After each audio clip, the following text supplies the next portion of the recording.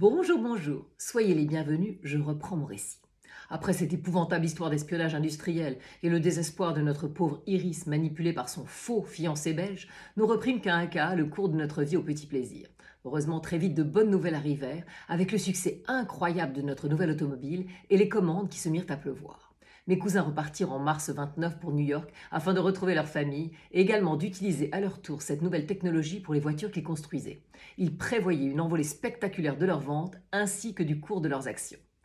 Mes 4 enfants étaient en pleine forme et nous faisaient tous beaucoup rire, chacun d'eux ayant une sacrée personnalité.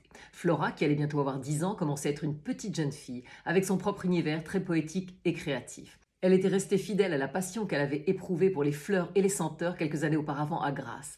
Elle avait d'ailleurs organisé dans le parc, avec la complicité des jardiniers, un grand carré divisé en plusieurs compartiments, dans lesquels elle faisait pousser les espèces dont les parfums lui procuraient le plus grand plaisir. Puis elle les cueillait, les faisait bouillir et nous présentait des mixtures plus ou moins infâmes d'un air extasié en nous disant que bientôt elle créerait son propre parfum.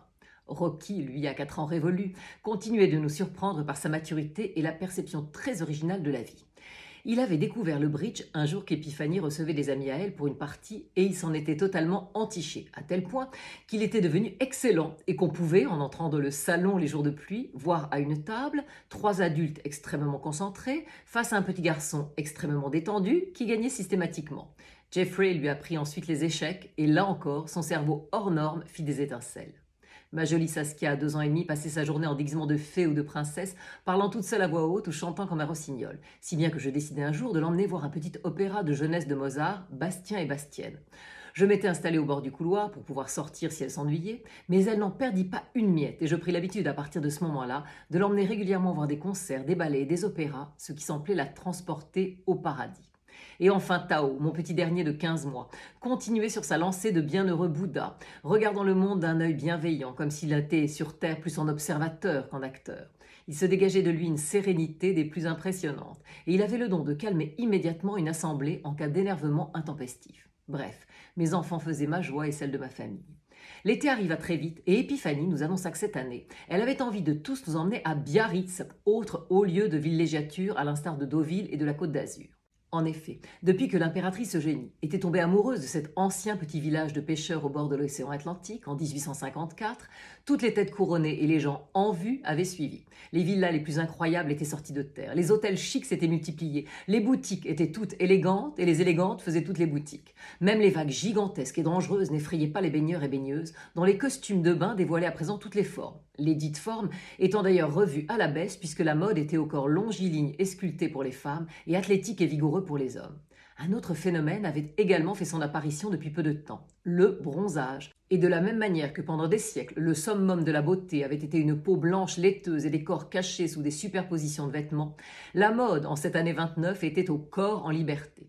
Les robes étaient de plus en plus légères et ne cachaient ni les dos dénudés, ni les épaules, ni le décolleté, ni les jambes. Coco Chanel, toujours en avance avec son flair infaillible, avait d'ailleurs ouvert une boutique à Biarritz qui ne désemplissait pas de jolies femmes, désireuses de paraître toujours plus modernes et attirantes. Leurs cheveux restaient courts depuis la mode garçonne et les belles s'enduisaient d'huile de Chaldée, cette première huile solaire créée par Jean Patou qui, après quelques coups de soleil plus ou moins disgracieux, donnait à la peau une couleur caramel des plus appétissantes. Toute la faune riche et excentrique des grandes capitales se retrouvait donc à Biarritz pour l'été, affirmant vouloir revenir à l'état primitif et déambulant quasiment nus, pêchant sur la plage et vivant dans des grottes. Du moins dans la journée, car le soir les grottes se transformaient en hôtels de luxe, les poissons pêchés se dégustaient dans de grands restaurants et la nudité se couvrait de soie, de tulle et de lamé. Toutefois, la liberté corporelle dont le monde était avide et la sensualité inévitable qui s'en dégageait conduisaient forcément à des contacts physiques relativement intimes qui, s'ils avaient de tout temps existé, n'avaient jamais été autant facilités. C'est donc dans ce lieu où sport et farniente faisaient bon ménage avec luxure et jeu d'argent qu'Épiphanie entraîna toute la famille pour passer 2 mois à l'hôtel du Palais, précisément l'ancienne demeure de la princesse Eugénie et de Napoléon III, transformée en hôtel de luxe depuis la fin du XIXe siècle. Nous partîmes en voiture, comme à l'accoutumée, avec les enfants, maman, Mike, Épiphanie, Igor et Iris. Comme j'aimais passionnément conduire, ainsi que Mike, nous prîmes donc 2 voitures et après une étape d'une nuit à la jolie ville de La Rochelle, nous arrivâmes à Biarritz sous un soleil éclatant, avec un vent à décorner les bœufs qui fit s'envoler nos chapeaux de paille à peine les marches du perron franchies. Je compris vite l'engouement des vacanciers pour cet endroit, dont l'air vivifiant vous poussait immédiatement à l'activité physique. De surcroît, la vue sur l'océan était spectaculaire, les façades des villas magnifiques, et il y avait tant à regarder avec tous les excentriques qui déambulaient sur la jetée qu'il semblait impossible de s'ennuyer une minute. Nous passâmes le reste de la journée à nous organiser et à nous répartir les tâches. Il fallait trouver une jeune fille qui nous aiderait Iris et moi avec les enfants, lire avec intérêt la brochure de l'hôtel qui présentait l'ensemble des activités sportives, mondaines et culturelles, acheter des costumes de bain, ballons et jeux d'hiver, et enfin trouver des tenues de soirée car dès le premier jour, nous étions invités par un ami de ma grand-mère qui possédait une villa époustouflante sur le front de mer. Je dois dire que 2 jours de conduite automobile et l'enchaînement de toutes ces choses dès notre arrivée m'avaient un tantinet fatigué et je traînais un peu les pieds pour aller à ce dîner, ne rêvant que d'un bon lit. Mais Épiphanie, elle, était en pleine forme, et tel un général de campagne, elle ouvrit la marche pour nous faire traverser la ville à pied jusqu'à la maison de son vieil ami. Une fois arrivés à la villa, nous nous attendions à avoir une assemblée nombreuse et mondaine, mais un domestique nous fit entrer dans le salon et nous nous trouvâmes en seule compagnie d'un couple d'une trentaine d'années et d'un homme qui devait avoir environ 60 ans. Ce dernier se présenta comme étant le notaire de Monsieur Ernest, l'ami de ma grand-mère. Quant au jeune couple, ils nous dirent qu'ils étaient les neveux d'oncle Ernest. Très étrange tout ça. Je ne comprenais pas ce que nous venions faire dans une réunion familiale d'un homme qu'Épiphanie n'avait pas vu depuis 10 ans. Elle m'avait dit que ledit Ernest avait fait fortune dans les affaires et que c'était un coureur de jupons impénitent jusqu'au jour où il avait rencontré une jeune femme de 20 ans sa cadette dont il était tombé fou amoureux et qu'il avait aimé passionnément jusqu'à la mort prématurée de sa belle 10 ans auparavant. C'était pour elle qu'il avait fait construire cette villa car elle adorait l'océan. À la mort de son adoré, il avait coupé les ponts avec tous ses amis et personne n'avait plus eu de nouvelles de lui. Mais à tout hasard, Épiphanie lui avait écrit quelques semaines auparavant pour lui dire qu'elle serait à Biarritz durant l'été et que, s'il y était également, elle serait enchantée de le revoir. Elle l'avait connu à Paris dans les années 1900 avec mon grand-père et ils s'entendaient extrêmement bien jusqu'à la disparition de sa jeune femme. À la grande surprise de ma grand-mère, Ernest avait immédiatement répondu à sa lettre et l'avait invité à venir lui rendre visite avec sa famille dès le jour de son arrivée car il tenait à lui parler. Au bout de quelques minutes d'attente dans le salon, tout le monde étant un peu gêné, le fameux Ernest parut, et j'eus beaucoup de mal à imaginer le fringant et séduisant aventurier décrit par ma grand-mère en voyant un vieillard décrépit qui tenait à peine sur ses jambes. Alors bon, j'étais en train de me dire que cette soirée s'annonçait barbante au dernier degré et que j'aurais mieux fait de rester couché dans mon lit avec un bon bouquin. Toutefois, lorsque mes yeux se posèrent sur celui qui soutenait le vieil homme pour que ce dernier parvienne à avancer, j'oubliai instantanément toute fatigue. Je n'avais jamais vu un tel spécimen de beauté. Oh, il avait une stature imposante et une musculature qu'on devinait plus qu'aisément, puisqu'il n'était vêtu que d'une longue chemise en fine étoffe ouverte jusqu'au nombril, portée sur un pantalon légèrement bouffant et tout aussi fin. Il était pieds nus, sa peau était mate, ses cheveux noirs lui arrivaient aux épaules, ses yeux étaient d'un brun doré, et lorsqu'il sourit pour nous dire bonsoir, j'eus l'impression qu'on avait allumé d'un coup 10 lampes, tant ses dents étaient d'un blanc éclatant. J'étais fascinée. Je pense que mon ravissement devait se voir, car le vieil homme, dont l'esprit semblait nettement plus vigoureux que son corps, me demanda d'un air coquin si je souhaitais un verre d'eau. Maman sourit en me regardant, et je pouvais lire dans la tête de ma grand-mère, comme dans un livre ouvert, « Oh non, pas encore ». Je me forçai à regarder ailleurs, et Dieu merci, nous passâmes à table. Hélas, pour mon malheur, j'étais assise en face du Dieu, en pleine ligne de mire de son regard dévastateur. Heureusement, dès que nous fûmes installés, notre hôte prit la parole. Il nous dit tout d'abord que Gaston et Hélène, le jeune couple présent, étaient les seuls membres de la famille qui lui restaient. En effet, lui et Gabrielle, sa femme chérie, n'avaient pas eu d'enfant. Gabrielle était fille unique et Ernest n'avait qu'une sœur, décédée elle aussi, qui était la mère de Gaston. Le notaire d'Ernest se trouvant à table avec nous, j'imaginais qu'il allait donc être question d'héritage, ce qui était tout à fait gênant car nous n'étions absolument pas des intimes de cette famille. Ernest nous présenta ensuite celui par lequel mes yeux étaient aimantés depuis le début de la soirée. Il nous dit qu'il s'appelait Kanoa et qu'il venait de Hawaï, une île située dans le Pacifique Nord. Le vieil homme nous raconta ensuite qu'après la mort de sa Gabrielle chérie, il avait voulu fuir la France et Biarritz en particulier et tout ce qui lui rappelait le bonheur. Il avait confié ses affaires à son bras droit à Paris, avait bouclé ses valises et s'était embarqué sur le premier paquebot qui partait à l'autre bout du monde.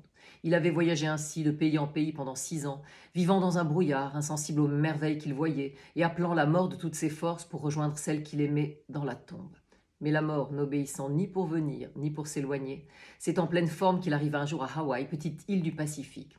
Ernest n'avait jamais su pourquoi, mais lorsqu'il foula le sable de la plage de Waikiki un matin, et qu'il vit le soleil levant et l'étendue bleue devant ses yeux, il se sentit enfin apaisé. Il défit pour la première fois entièrement ses valises, s'installa dans une hutte et souffla profondément, ce qu'il n'avait jamais fait réellement en 6 ans. Les habitants le prirent vite en sympathie et le grand intérêt qu'il leur manifestait ainsi que le respect de leurs coutumes firent qu'il fut adopté rapidement par la communauté et que leur chef devint un grand ami.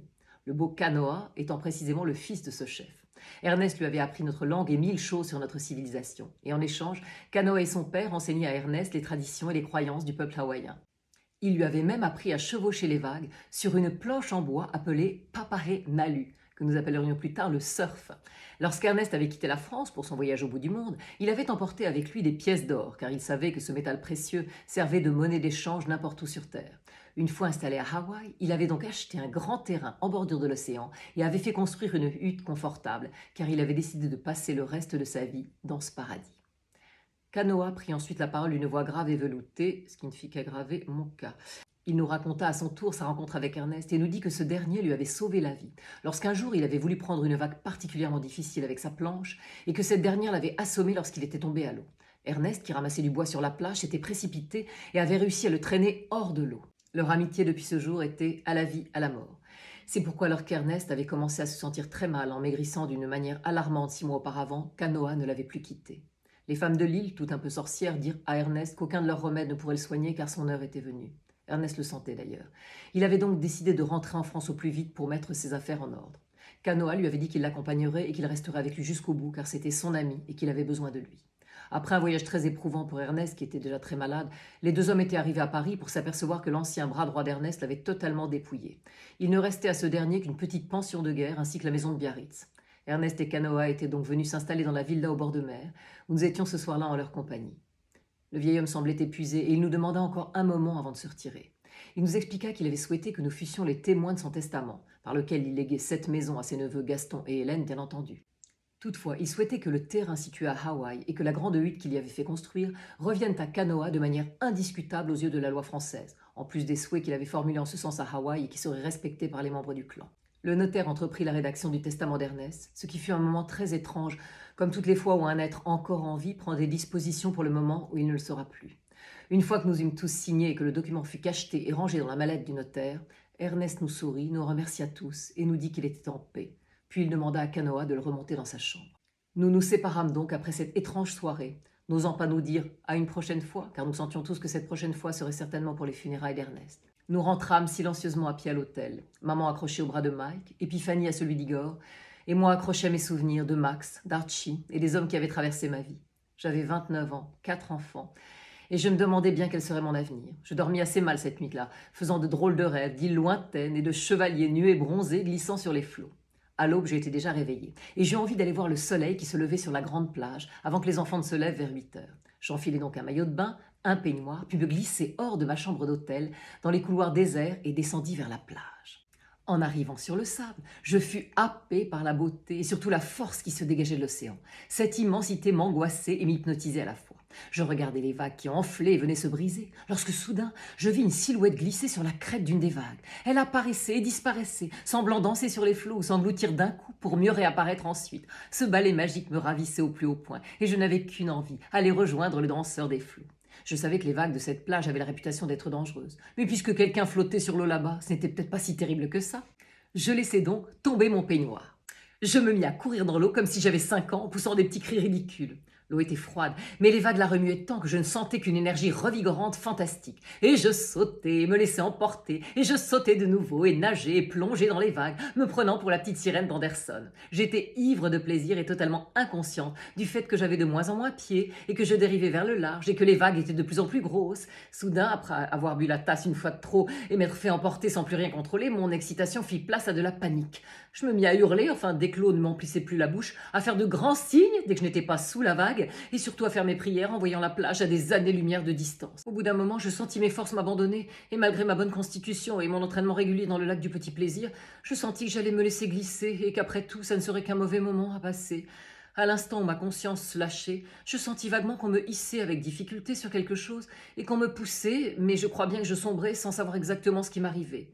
Au bout d'un temps indéterminé, je repris connaissance et j'ouvris les yeux pour voir au-dessus de moi le visage d'un dieu qui me regardait avec intensité.